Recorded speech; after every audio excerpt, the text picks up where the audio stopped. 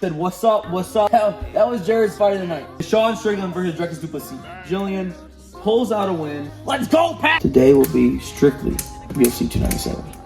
No pun intended. That's good. That's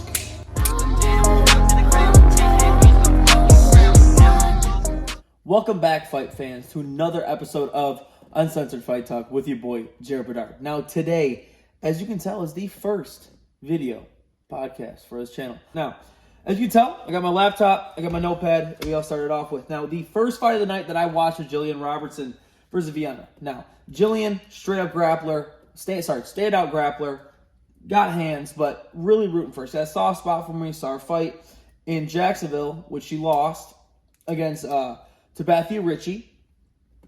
Really disappointed there, but Tabathia she's another time when she comes up on the fights card, we'll have to talk about her. But Jillian pulls out a win. Second round TKO, 3 minutes, 12 seconds left. Now, what I put down when I was taking notes, when I was watching the fights, I got them right here. She had head and arm triangle, right? Sorry for the stuttering, but head and arm triangle, right? When you have that head and arm triangle, you need to get them hips low. Now, Vienna was doing a fantastic job trying to keep half guard. Even though it was center half guard, it was like her leg between hers. You know what I mean? She's doing a very good job being very stubborn with it, not letting that leg go. But when Jillian had that leg free, she wanted to stay in mount, or she went back to knee on belly with the arm triangle. She really needed to get beside her. She had enough room alongside the cage. Get them hips south of the border to really finish that submission. A super basic jiu-jitsu submission, which I think she'll learn. She knew this, but I think she wanted to try a different way, right? She really wanted to get them hands rolling, but what are you going to do? Now, in my personal opinion, I'm going to tell you what fights that I have watched on this fight card and did not. I think that this next fight, Raymond Tavares versus, I don't know how to say his first name, we'll say Sydney, right? I think that's fight of the night. Now, these kids fought in the Contender Series way this time ago, and Sydney got won by decision or knockout, I cannot remember, against Tavares. Now, they're fighting on a card, right? Rematch time. Now, bad thing is, Tavares came in 4 pounds over what he should have. He was 4 pounds over. That's unacceptable in the UFC. When you're at that high of a caliber, there's no reason to miss 4 pounds. Now, if you ask me to hit a weight cut right now and go down to 190, I'm on 225 right now. I'm missing by a pound or two or 4 pounds. Oh my God, big deal, right? I ain't doing that. I'm sorry. I like food too much. But you're at too high of a level for that to happen. And you're giving up 50% of your purse? Come on, guys. I mean, I know that's gonna hurt his bank, but Tavares edged it out, decision. I mean, of course, third round decision. And, I mean, that was a war, back and forth. Both of them bloody, battered, trading shots that whole fight. I tell you, man. That was a very entertaining fight, and I believe, which I didn't check what Dana said after the fight, and that was my fight of the night. That was Jared's fight of the night. Guaranteed 110%. And what Tavares did in that fight was, as DC said in the commentary, great lateral movement. That man was going side to side very well. Really keeping that head off center and that body away, taking away some of Sydney's, maybe tactics, coming in and doing other things. Dude, really good, being very shifty, which was very, very, very smart.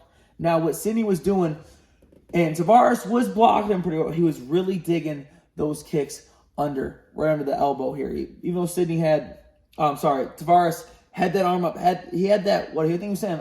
Orthodox. So, what is it? He had that lead hand covering his chin, covering his head, really covering that body too, covering that rib cage. But Sydney was finding a hole through him. He was throwing them really well, really good. Now, continuing on to the next fight. Now, I did not watch. I was on the car for the Jourdain Woodson fight. Now, I did catch the ass end of that. Bruce Buffer announced it. It got a little confused. Sean Woodson did win. Now, I thought it was Charles Jordanian that won. The guy who Sparta kick said, "What's up, what's up, what's up?" Yeah, that guy, right? Moving on. I did not watch the Brad Katona fight. I don't care for that kid. I'm sorry. I really do not care at all for him. So, I'm sorry. And he lost, so it works for me. I was also busy doing other things. Getting back to the house. Now, let's go to the main card, what y'all all been here for. I'm going to try to keep it short, try to keep it simple, but you know how I get to rambling. Now, the first fight on the main card was Arnold Allen versus Evil Live. Now, Arnold Allen, let me take a pause here, I apologize. Oh, where'd it go? Arnold Allen, great takedown defense. Great takedown defense and a speedy jab. That jab, his hands are so quick. He leans over so far, which can be very susceptible to other strikes. I mean, you got a front kick landing right in your face there. You know what I mean? Or a question mark going up. You're not that far away. But Arnold Allen's jab was it was so fast, so quick, so lightning. And that got him places in that fight. Now, even though he did not win, it was a third round decision. I went to Evil. Sorry. But his takedown defense kind of surprised me. Now, we already know Arnold Allen. He's an absolute stud. I mean, absolute contender, stud. But his takedown defense against him, that he knew he was a better wrestler. Evil Live knew he was a better wrestler. And when Arnold Allen was getting, taken down, or when Evil Live was doing a great job, it was like glue on his back. You know, he was on his back, being very, very secure with his takedown and staying there. He didn't really let him up too much. It was very great ground control. Great time doing that. But Arnold Allen showed us something that I didn't see in him before. And it was these rolls, right? He's getting taken down. He's about to. He starts rolling. He dips on him. You have to, when you do that, it's a little out of my wheelhouse, a lot of my expertise. That's some high level stuff to pull it off effectively. Man, anybody can roll out of it. But he made sure his hips were out when he rolled. You can't have someone just have your back. Oh, I'm going to go through the legs. No, it doesn't work like that. You got to roll to one side, trying to make sure that hip's out or that lead arm is not engaged in you. So he did a great job of that. Now, I'm a horrible explainer, and I'm a nobody in the fight game. So, it's just a passion that I have. I have a passion for watching fights and stuff like that, and I dive myself into it. But continuing on, Evil Live was great with distance too, and very quick with his transitions into being stand-up, the level change, into taking him down. Great transitions. It was very smooth, fast, and effective. But moving on, the Chris Curtis fight, I also didn't really catch much of it. I was hanging with my boy Kevin. We were drinking some beers. It happens. Mark Andre, don't know how to say his last name, Barriault, another Canadian kid. But didn't really watch that fight. Chris Curtis wins the decision by 5 rounds. Now, if I remember correctly, Mark Andre was very gassed at the end of that. I mean, but you're also in a 5-minute, 3-round fight. So it will happen. Now, what I have passion about is this next fight was with Neil Magny and Mike Malloy. Mike Malloy had this in the bag. He had this in the bag so much. All he had to do was shrimp out. He was piecing up Neil Magny. He had that fight in the bag. And somehow he fumbled it more than OJ's fucking prosecutors. The people that prosecute OJ, he fumbled it more than them. It's not that hard. He literally just laid there and took it. Shrimp out. I understand you're rocked. But this is high-level shit. You are a main card. You are the third fight on the main card. Let's go. You need some heart in you on this one, bud. So, really pissed how that one ended. But Neil Magny lost his last fight to Ian Gary, if I believe so. Yes, lost his last fight to Ian Gary. Won the one before that, and then lost to Gilbert Burns. I forget when. So, he's 2 for 2 in his last 4. So, but Neil Magny is an absolute dog.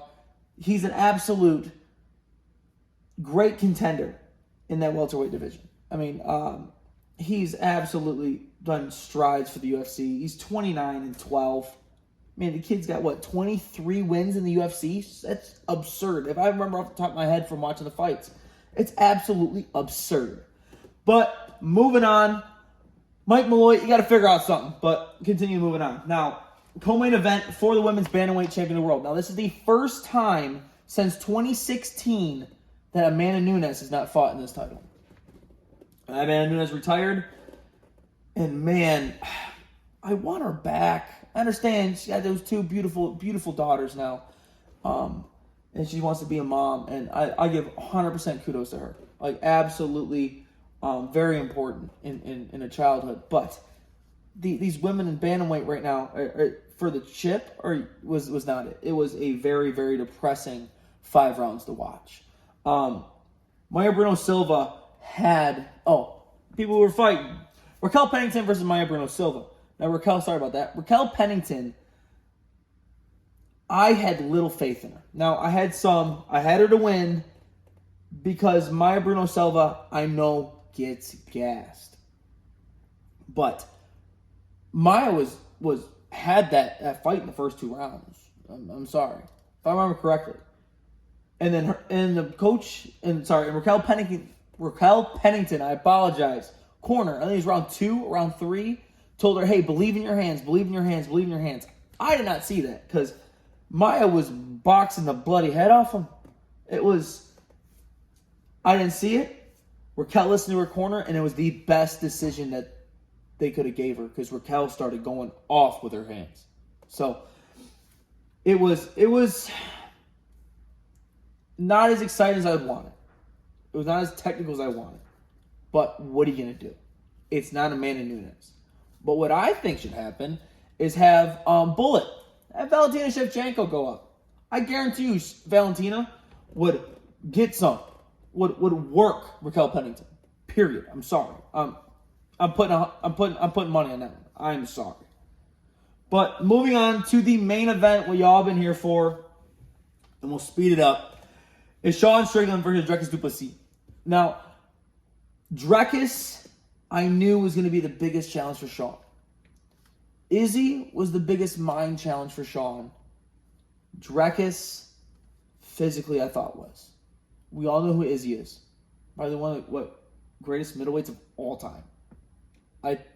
Him and Anderson Silva have a throw up for who is the greatest. Yes, Israel did beat Anderson, but that's a washed up Anderson that should have retired years ago. But Dricus's wrestling was going to be a problem for Sean. The way Sean stands up, that Philly shell, the way he stands, he's like DC said again. He's very susceptible to that blast double, and we saw Dricus really take advantage of that. Now, Dricus did win by decision. It was 3 rounds to 2. I believe it was fair. People are coming over here and saying, "Oh, Sean won." I'm a huge Sean fan, but if I have an unbiased opinion, be professional about it, Dricus won that fight. The judges scored it right. There's an argument for Dricus going 4-1 in my opinion. I had Sean taking the first round and the 5th round. The first round was really honestly up for grabs. Sean was boxing the bloody head off of him. As you saw, where most of Dricus's damage was, especially to his eye, was in the first round because of Sean's jabs. They were crisp, precise, and they were hitting hard. They were really shocking Dricus. And as Dricus said after the fight, he didn't think those jabs were going to be like that. They were hitting hard. They were definitely a shocker to him. But what Dricus did was weather the storm.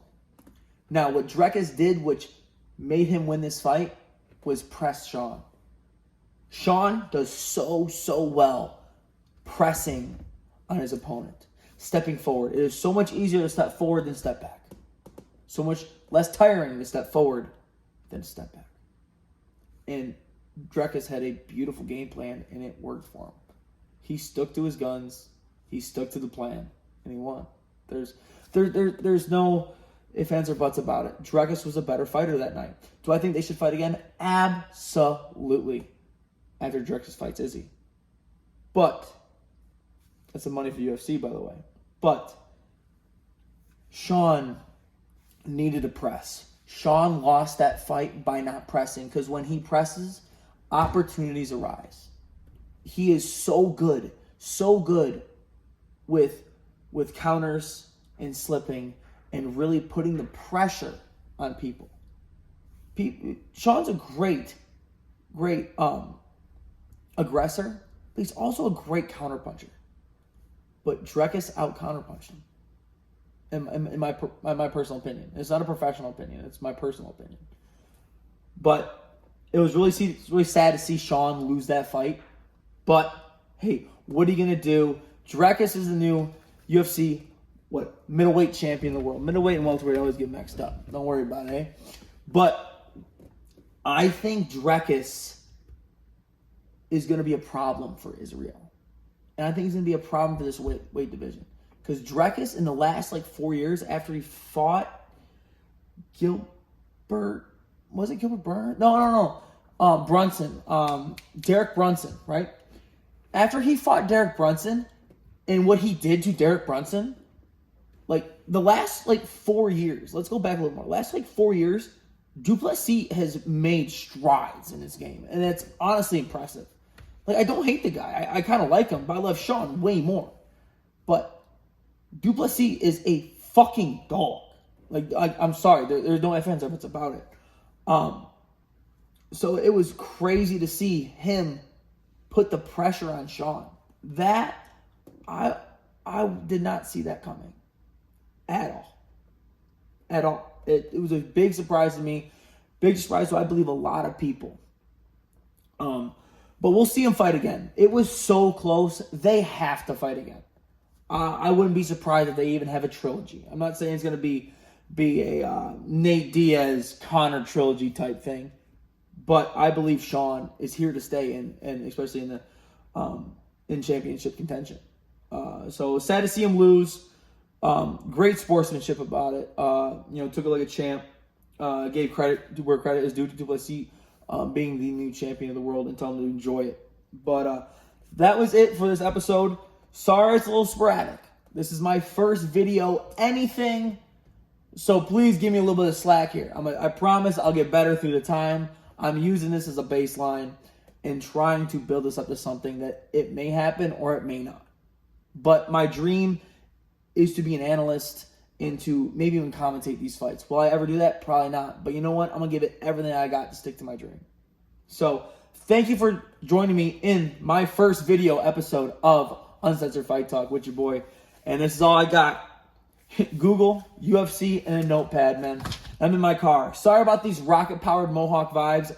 I was honestly going to put a tripod up in my garage that we're in right now and sit on the roof, or I was going to sit on the hood. And then I remembered I have a fiberglass hood, and I weigh 225. I don't know what went through my mind there. And the roof just didn't look right. So I'm not trying to take anything from rocket-powered Mohawk here, but this is my comfortability spot. And I know I don't have any soundproof anything, and this is probably the best thing I have. So thank you for joining me on this inaugural episode of Uncensored Fight Talk with your boy, Jared Bedard. Thank you so much for listening, and I'll see you again. Peace.